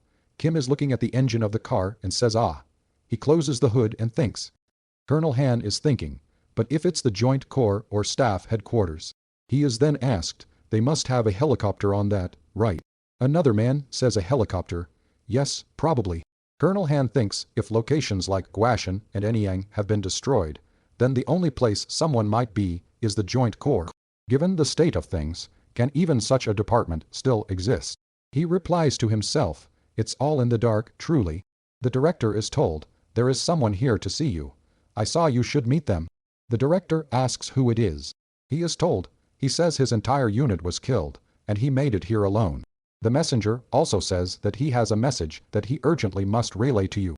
The director asks if the messenger is talking about the 50th Signal Battalion of National Communications Agency, to which the messenger replies, is that really true? The director rises and salutes. He is met by a man who comes in and also salutes him. The director examines his tag and seems to be furious as he exclaims, you son of a. The man in question is then met with what appears to be the barrel of the director's gun aimed at his forehead. The man with the gun appears to be angry as he states, don't you dare. He pulls the trigger and says, die. We then see a scene with a helicopter and the man's body being dumped in the helicopter. The military escorts Kim and his group, offering thanks and acknowledgement for his help. Kim learns that the military needs his ability. The government wants to recruit him so they can help the state. However, Kim prioritizes his family over the government. The military explains that helicopters are strategically important. Kim is offered a helicopter, but there is a condition. The military asks Kim to recover someone from a difficult location. Kim refuses their offer because he wants to find his family. The leader says that is truly unfortunate. He says that he cannot provide the helicopter because of the refusal. He also expresses his wishes for Kim. The military director then receives a message. The military officer exclaims that the situation is not right after receiving the information. He states that if they deny that person, then there is not anything that can be done. Kim prepares to leave the military zone. Since I haven't properly checked the fortress, I will myself anyway. Kim opens the door. He is asked by the military officer for one more request. The military officer asks for a request. The military officer asks Kim to fulfill one more request. The setting of the scene is shown. Kim is shown to be driving and receiving communication. He is asked another request. Kim is asked to break through some skeletons blocking a location. You're asking me, Jeongjeom, to break through some skeletons and rescue isolated diminished ones. Kim is also warned about a skeleton knight, a dangerous enemy that they should avoid at all costs. Kim remembers what the military commander was saying to him, that even if he needed to take some damage, to retreat from the skeleton knight immediately. The narrator says that nothing works against the skeleton knight. The military personnel driving the jeep are in disbelief at the sight of the skeleton knight. Kim, unfazed, launches bowling balls at the skeleton knight. The skeleton knight blocks them, and Kim realizes that he has broken the magic stones, disrupting their sleep. The skeleton knight declares, greetings, trespassers. The skeleton knight proclaims I am Sergal, chief of the 15 knights guarding the ruins king. He then asks Kim, you broke the magic stones and now you are disturbing our sleep. Is that another way to use a magic stone? The skeleton knight then says that his anger is overflowing. The skeleton knight towers over the scene, and Kim is asked, are you a mage? The knight inquires why Kim is attacking the sacred ruins. Kim is warned of the skeleton knight, who is considered unbeatable. The knight states, I understand your persistence, since it's costly to fix magic stones, but says, but I'll take it all personally, trespasser. A soldier declares, it's useless. The knight states, such weak attacks won't even scratch me. It is warned, if you get hit by that sword, you'll die instantly. The knight asks, is this your answer? The soldiers scream, Yom, it's coming this way. The narration warns that nothing hurts a skeleton knight, and slicing through 500 kg is like it is slicing through tofu. The narrator continues that while hitting the disc pillar doesn't cause damage, it does bounce off. The narrator concludes, if I could just hit that thing. Kim decides, in that case. Kim decides to use 50 magic stones to unlock tracking deliveries. He prepares a final attack and thinks, aiming for the chest, fire. The skeleton knight taunts Kim, declaring, you don't learn, do you? For a mage, you're quite stupid. He adds mockingly, I can dodge no matter how many of those you throw. Kim launches another attack, thinking that this time, I just hit my chest plate for a moment. The knight responds, "What's wrong? It couldn't take it all just now." Kim prepares his next move, chanting left head, back head, front head, crown, right head, chest, crotch, face head, left head, front. He instructs someone to please auto say in that order. One of the men exhales in relief and states, "Thankfully, even though it's tough, physical labor still works." They note that skeleton knight, maybe because of the armor, it's much tougher than a giant mythical. Another exclaims, "It's healing really skillfully. It's more threatening than a giant mythical." They acknowledge, "I survived thanks to you, Jiangj. Yom." They then concede, "But I don't know how long that'll last." The colonel sends angry people to the site. The colonel says, "Understood. Kim, now you succeed, just get." As fragments are flying off, and one of the men states, "It seems like more fragments are flying off than before, doesn't it?" A realization dawns on Kim. He shouts out an order, "Ship the disc pillars to hit simultaneously from the left, right, front, and back." It's an all or nothing gamble as the disc pillars slam into the skeleton knight. Despite the explosive impact, the knight remains standing. The knight thinks to himself, "Impressive, mage," before his face is completely destroyed. But don't think this is the end. We do not die even in death. The damaged skeleton knight is dropping things. Kim thinks, "You have determined two. 1 mage, some unique items, and a new document skill." The soldiers are shocked by the sight of the seemingly invincible skeleton knight being defeated. One of the soldiers says, "That can't be real." Another is heard saying that skeleton's kindness wasn't worth even 10,001 when hit up close. Kim has defeated the skeleton knight. The colonel says, "I told Kim to be super careful if he encountered a skeleton knight." The colonel then says, "And yet you managed to defeat one. This won't do." The colonel says, "Please both of you, come with us." The colonel mentions going with him, then reuniting with their family members. They reconsider the decision. Kim and a soldier discuss the aftermath of the battle. The military men are glad that Kim is on their side, but also wary. One of the military men says, "Please know that we already consider you as someone who has been working with us for dozens of years." They discuss going back to Yuljaro. Kim tells the military to give him directions. Kim considers the skeleton knight, who was pretty good. He recognizes the biggest issue is that there's at least more of these guys out there, and that the one he just fought called himself one of 15 knight captains after all. What did he mean by sacred ruins that even awaken killers?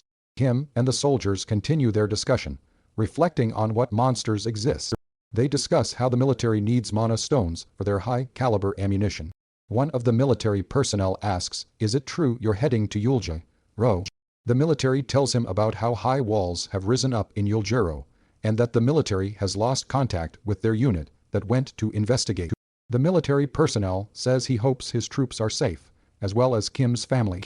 "To be honest, I wasn't worried," Kim thinks, "as he knows my sister may be more of a monster than the actual monsters." The military officers mentions that the upper part of the grown walls are strangely curving inward, as if forming a roof. He states that they will close off completely. The officer then states, "But I'm glad we can leave in a helicopter before it does." The military is told this should be fine, right? One of the military men is told the helicopter has arrived. The military is excited, as they can use the helicopter to see the status of his families. They all happily board the helicopter. The pilot happily laughs and says, "Ha ha ha ha ha." Kim remembers what the military commander was saying to him, that even if he needed to take some damage, to retreat from the skeleton knight immediately. The narrator says that nothing works against the skeleton knight. The military personnel driving the jeep are in disbelief at the sight of the skeleton knight. Kim, unfazed, launches bowling balls at the skeleton knight. The skeleton knight blocks them, and Kim realizes that he has broken the magic stones, disrupting their sleep. The skeleton knight declares, "Greetings, trespassers." The skeleton knight proclaims, "I am Sergal, chief of the 15 knights guarding the ruins king." He then asks Kim, "You broke the magic stones, and now you are disturbing our sleep. Is that another way to use a magic stone?" The skeleton knight then says that his anger is overflowing. The skeleton knight towers over the scene, and Kim is asked, "Are you a maid?" The knight inquires why Kim is attacking the sacred ruins. Kim is warned of the skeleton knight, who is considered unbeatable. The knight states, "I understand your persistence, since it's costly to fix magic stones," but says, "But I'll take it all personally, trespasser." A soldier declares, "It's useless." The knight states, "Such weak attacks won't even scratch me." It is warned, If you get hit by that sword, you'll die instantly. The knight asks, is this your answer? The soldiers scream, Yang, Yom. It's coming this way. The narration warns that nothing hurts a skeleton knight, and slicing through 500 kg is like it is slicing through tofu. The narrator continues that while hitting the disc pillar doesn't cause damage, it does bounce off. The narrator concludes, if I could just hit that thing. Kim decides, in that case. Kim decides to use 50 magic stones to unlock tracking deliveries. He prepares a final attack and thinks, aiming for the chest, fire. The skeleton knight taunts Kim, declaring, you don't learn, do you? For a mage, you're quite stupid. He adds mockingly, I can dodge no matter how many of those you throw. Kim launches another attack, thinking that this time, I just hit my chest plate for a moment. The knight responds, what's wrong? It couldn't take it all just now. Kim prepares his next move, chanting, left head, back head, front head, crown, right head, chest, crotch, face head, left head, front. He instructs someone to please auto, say in that order. One of the men exhales in relief and states, thankfully, even though it's tough, physical labor still works.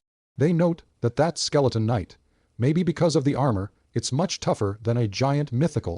Another exclaims, it's healing really skillfully. It's more threatening than a giant mythical. They acknowledge, I survived thanks to you, Jiang, Yom. They then concede, but I don't know how long that'll last. The colonel sends angry people to the site. The colonel says understood. Kim, now you succeed, just get.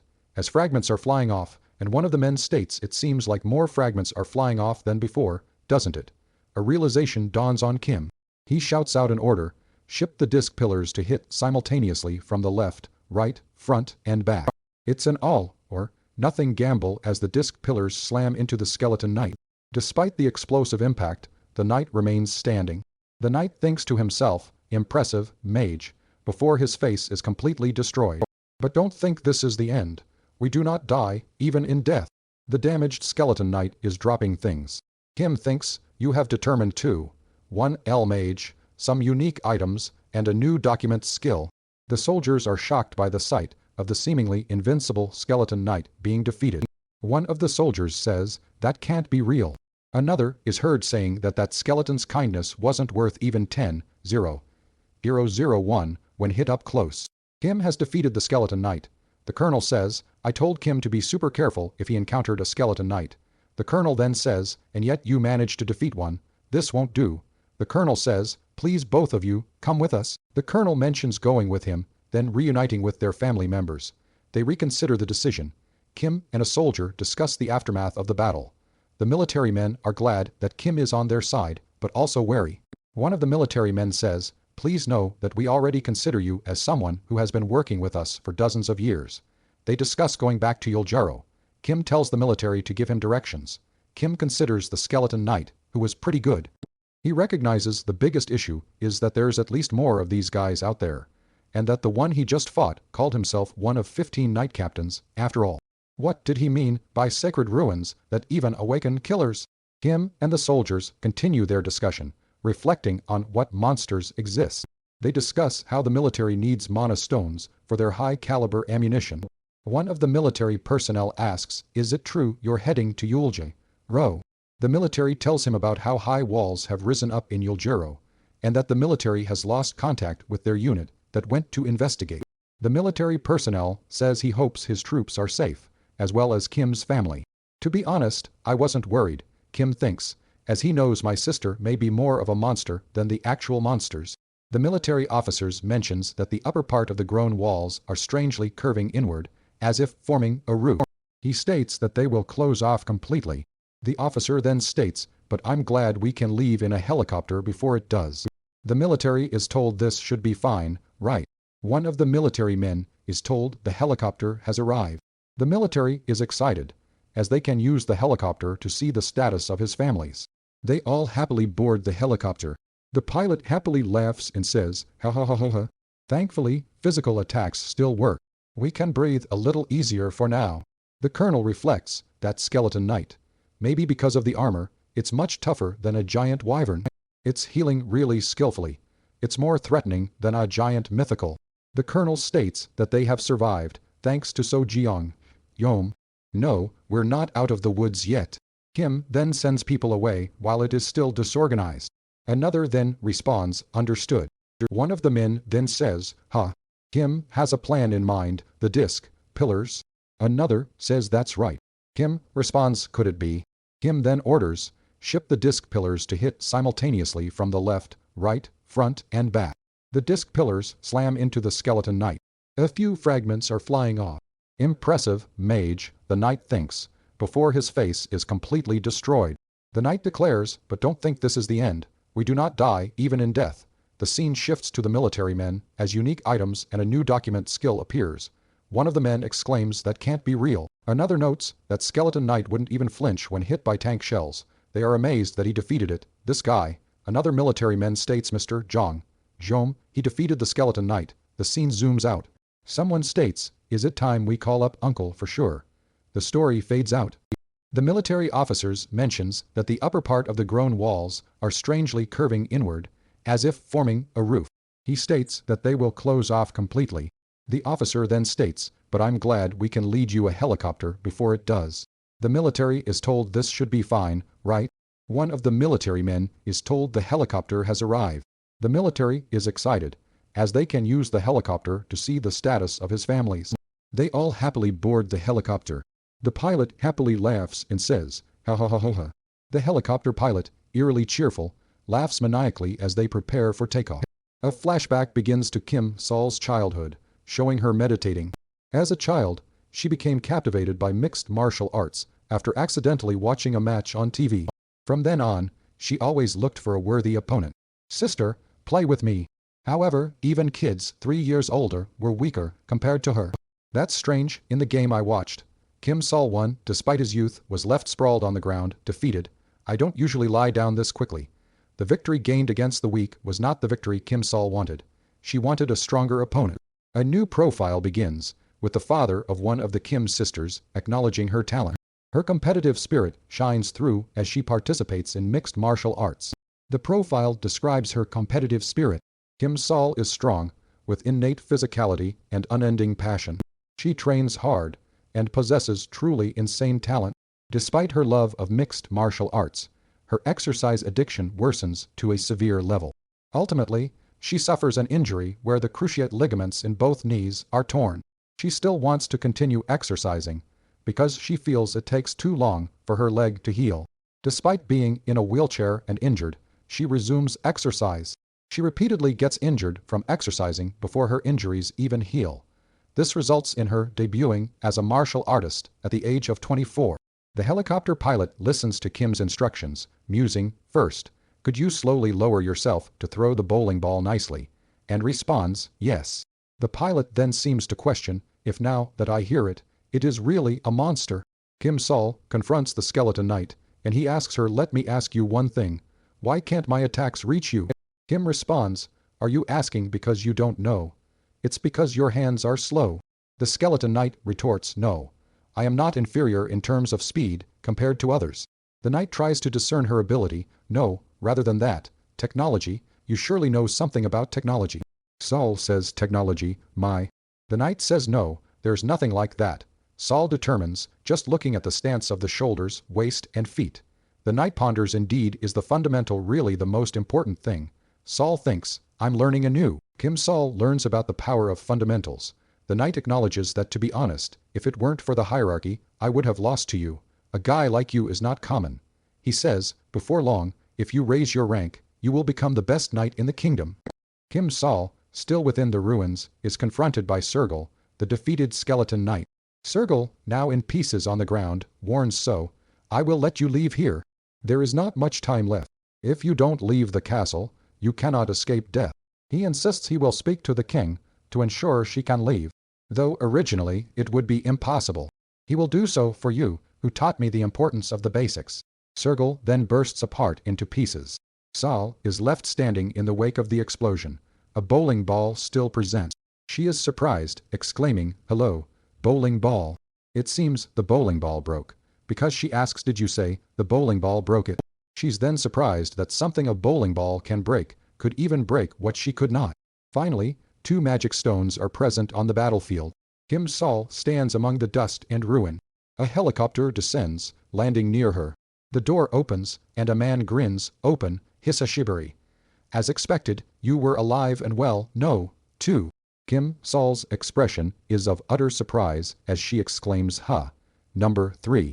The scene opens with a spread of food, accompanied by the sounds of chewing. Kim Sol is questioned about the nature of her newly awakened ability, which she describes as creating a transparent barrier. It's revealed that her physical abilities were already exceptional, unrelated to the barrier itself. Another character is chowing down with gusto, prompting a gentle reminder to slow down. The narrator reflects that their sister was the same. Anyway, all three of them awakened their abilities and survived, so that's a relief. Now, the focus shifts to finding Barrow, Hyung. First, eat and take a rest. A character emphasizes that all three of the sisters are safe, thanks to their powers. Kim reveals he has shown others the subspace logistics system, telling them that they can make orders anytime. Kim requests they greet Mr. Yongsu's family who are in this subspace. The people responds that they will do so. Kim states I have to go, and that the castle wall will be covered soon. Kim prepares to head out to see Mr. Song, Gu, and Mr. Matsu. Kim warns, when I brought number 2 in, it was already quite covered, so we need to hurry. As they hurry out, Kim sees the growth has now covered a significant portion of the ceiling. As they approach the helicopter, Kim marvels, what is it, why like this? The helicopter takes off into the sky. As the helicopter leaves, strange lights and explosions surround the sky. The city is now a war zone. Flying through the apocalyptic skies, the helicopter encounters a strange phenomenon. Kim observes, even if the helicopter is hit hard, it won't get a single scratch. Someone asks, should I just throw it into airspace? But Kim rejects the idea and is cautious. Kim reflects, it will gradually become more difficult to level up now. Kim suddenly asks his teammate, what if not only the castle, but the entire Yuljiro comes in? Kim continues to ask questions, is that what that guy said really true? Then states that guy, the skull you broke. If that guy is here, they say they'll die, so they only spared me. Kim then says he wants to talk to the Article King, as well as the Night King. Suddenly, Kim realizes there is a problem and exclaims, oh no, this is a problem. He also says we don't have much time. Kim then exclaims, when on Earth are you looking for King Jisa in Yuljiro? Don't worry, I'll be there in 5 minutes.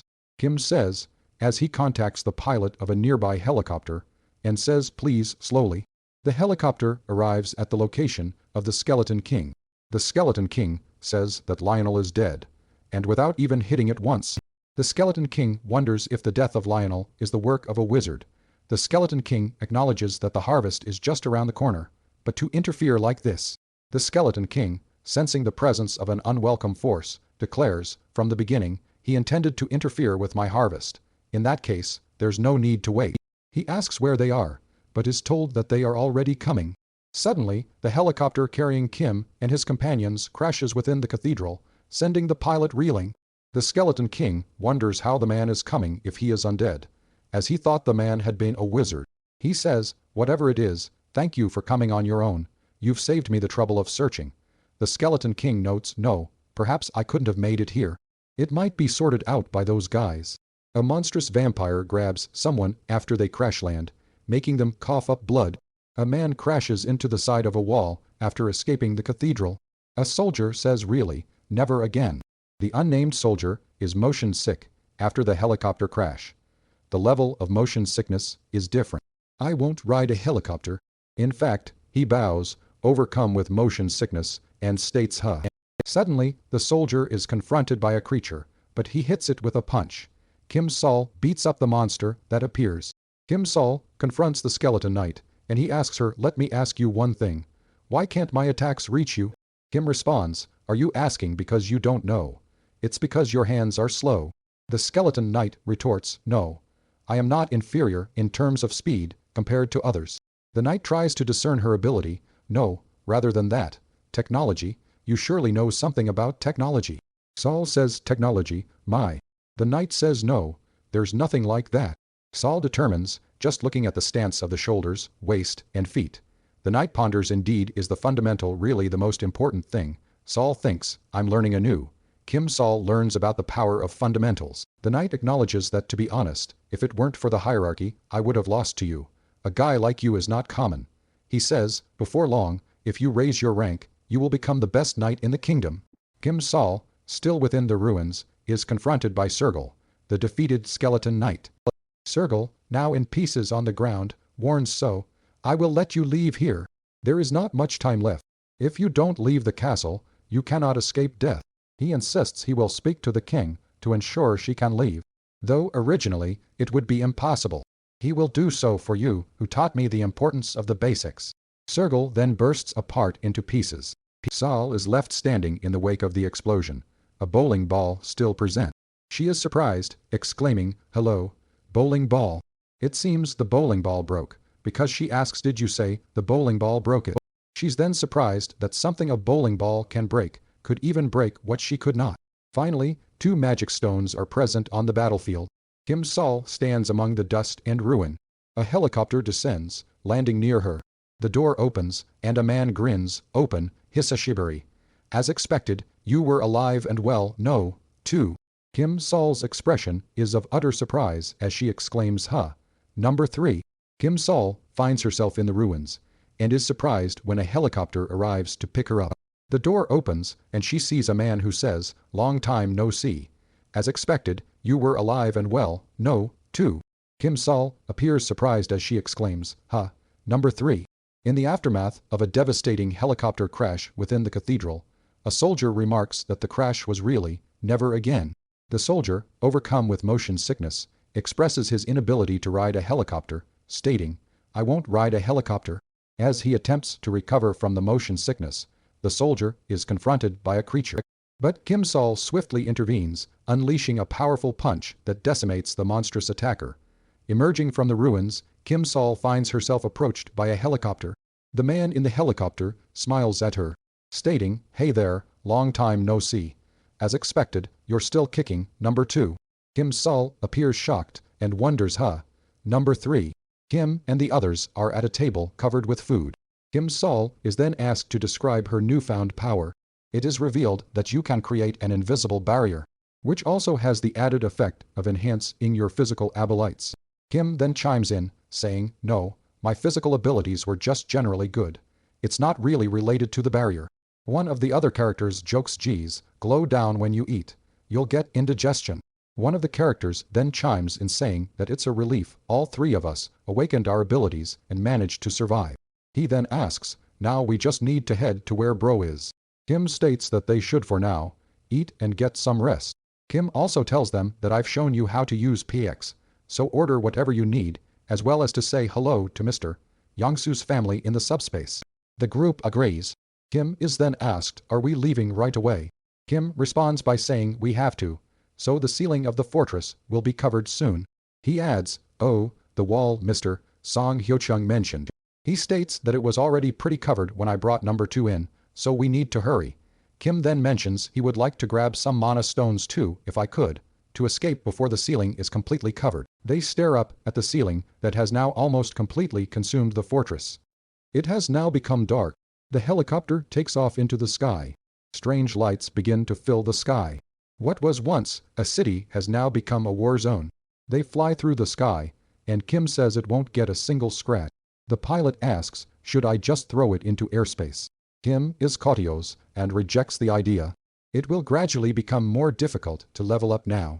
Kim begins to wonder, what if not only the castle, but the entire Yuljiro comes in?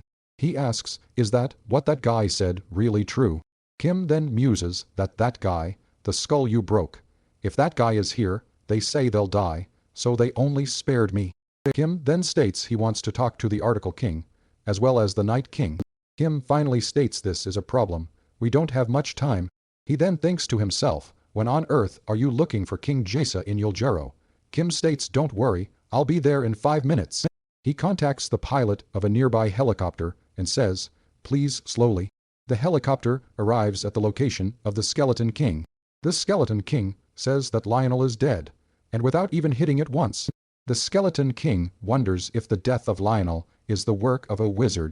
The Skeleton King acknowledges that the harvest is just around the corner, but to interfere like this, the Skeleton King, sensing the presence of an unwelcome force, declares, from the beginning, he intended to interfere with my harvest.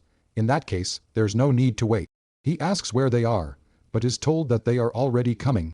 Kim peers out in confusion.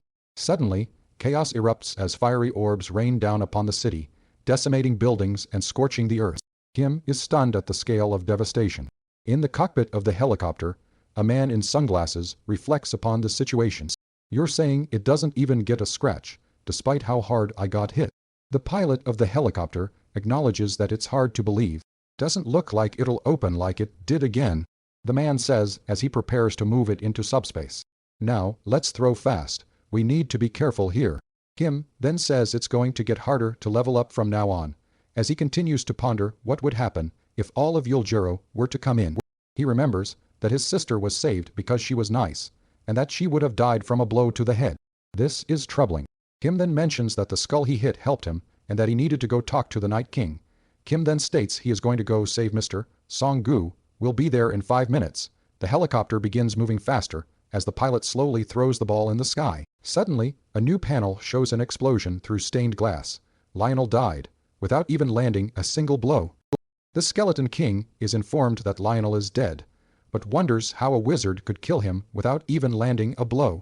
He dismisses this as he believes that the attackers intended to interfere with his harvest.